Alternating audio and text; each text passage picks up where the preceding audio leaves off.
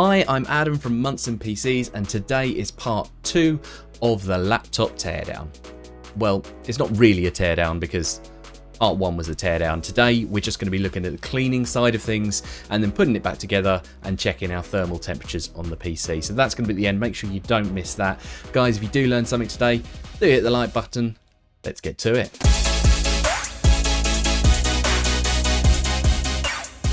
So firstly, we need to dust off the computer. So we're going to use a can of compressed air. You can pick that up at most DIY stores or online, relatively cheap, just to blow off the dust particles off the motherboard. Now, do make sure you don't push and hold for too long. There is a little bit of liquid in these and you don't want that spraying over the motherboard. So just a few gentle sprays to clean that all out. So next we're going to be using a fast drying contact spray. We've got this one from WD-40, which is perfect for circuit boards. Essentially it just dries really quickly so that you've not got any moisture sitting on the motherboard. So a quick spray on the heatsink, and we're going to get some tissue and just give that a quick wipe over. And you'll see almost straight away it's come up nice and clean and a lot shinier than it was. We've then got to clean off the GPU and CPU dies. So we're just going to spray this straight on top. And then we are going to be using a cotton bud just to give that a good clean around. So you'll see it'll start shining up straight away. Now, there's quite a lot around this and it was just on there a little bit hard, so I have had to spray quite a bit just to make sure we can get all of that thermal paste off and keep it as clean as possible. Now, the cleaner these are now, the better the new thermal paste will adhere, and it will make it a lot better for your temperatures. Now, I'm using the can of compressed air again. This is just to make sure that if there are any particles left from the Q-tip or from a bit of tissue paper, it's just being blown off, so we won't have to worry about that. So that's both of those. Nice and clean. Next, we've got to make sure that we put our thermal paste on. So we're using Thermal Grizzly. Now on Amazon, you're looking at about £5.25, and it just comes in a little tube just like this. So you just squeeze that on. Now it's probably a little bit too much for the size of the dies, but we are going to spread it out just to make sure that we are covering the whole piece. So it's just like glazing a cake. There's 1 and 2. Next, get the heatsink installed. So we just need to line that up with the screw holes and gently press down. Now, like we did when we take it off, we're going to be screwing from corner to corner just so that we've got an even press on the motherboard. We don't want any motherboard cracks at this point. And make sure that all of those screws are tight. That'll just make sure that there's a good connection between the heatsink, the thermal paste, and the die underneath. So time to get the case out. Now, there was an issue that I had with the opening and closing mechanism. There was a bit of plastic that had broken. That's been super glued together now, and you can see that it's a lot better than it previously was. Time to put the motherboard in. So you've just got to line that up, gently push that in, making sure there's no cables in the way, and then line up the USB ports to the side. So that's all done. Little speakers connectors, we'll plug those in, and the cell battery, and then the light down the bottom. So next, flip that over and we've got our power cable and the screen cable that we're going to plug into the motherboard. So we can just push those in just like so.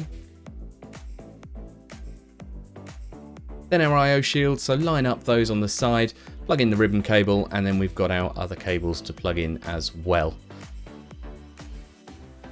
Next, we are going to be moving on to the fans once these cables are plugged in. Now, I did try and clean the fans on camera, but there was a lot of dust. So I didn't do it, but I do have a little bit of footage here just so you guys can see what happened. As you can see, there was a lot of dust and that was done outside. I did not want that climbing back into the computer. So now the fans are clean. It's just a case of putting them back into the computer, plug those into the motherboard. So that's 1, and the second one just like so.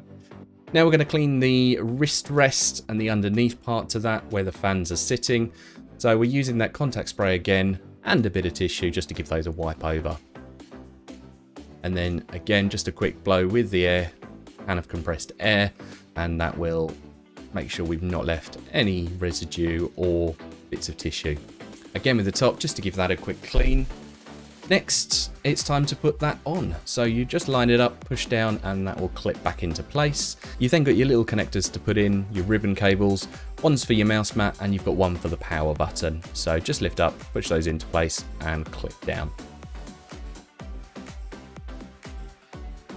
A couple of screws on the top, and that just holds the motherboard into place a little bit better. And then we've got to flip this over, and we can start screwing back down the case to make sure that that is completely secure.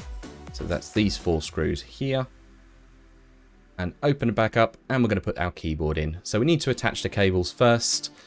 We've got the backlight, and we've then got the cable that's actually for the keyboard. So once they're attached, we can just line the keyboard up, slot that into place, and push down, and it'll all click.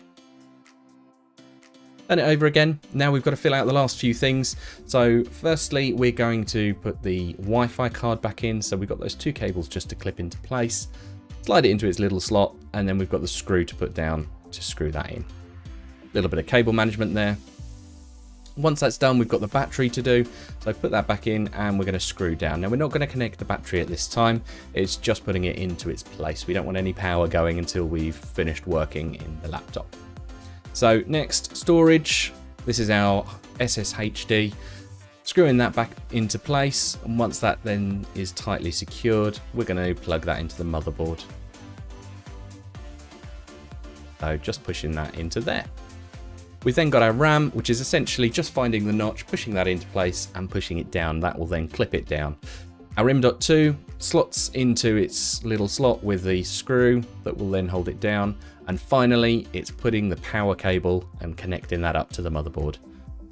Once that's all done, we just put the back on, and then we need to give it a try. First, we are going to give it a bit of a clean. So let's just screw this down, and then we're going to use our fast drying contact cleaner just to give that a good wipe over. And then if there is any residue that falls into the computer, we know that it's going to dry particularly quickly. So once we've done that, we'll open it up. We'll then do our keyboard, and we're also then going to do the screen as well. You can see straight away, this is looking a whole lot better than it did originally. So we're now done. We have the finished product here. As you can see, it opens really smoothly. There's no cracking, there's no noise. So that's all been done. Now we've just got to turn it on and see if it works. So we'll push the power button. The keyboard's backlights come on. We've got the power light, and we have posted. So fantastic. We know that that's all working. We've just got to test our temperatures now. So I use Cinebench for my CPU testing, just to try and put it through its paces. Now previously the computer was running sort of 95 degrees, and you can see here our temperatures are coming in at around about 76, 77, 76. So, you know, it's leveling out around about the 76, 77 degrees Celsius. Now that is 20 degrees or so cooler than it was running prior to this clean and the change of thermal paste. So you can see it does make a massive difference.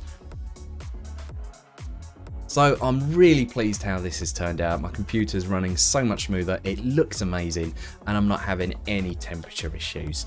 Guys, look, thanks for sticking with me. If you have learned something, just click the like button, and we are going to be doing a lot more videos coming along. We are going to be getting the VR out. We're going to be doing a lot more instructional videos as well. So if you want to learn tips and tricks of how to use your computer and make the best out of it, make sure you hit the subscribe button so you can catch our latest videos. Until next time.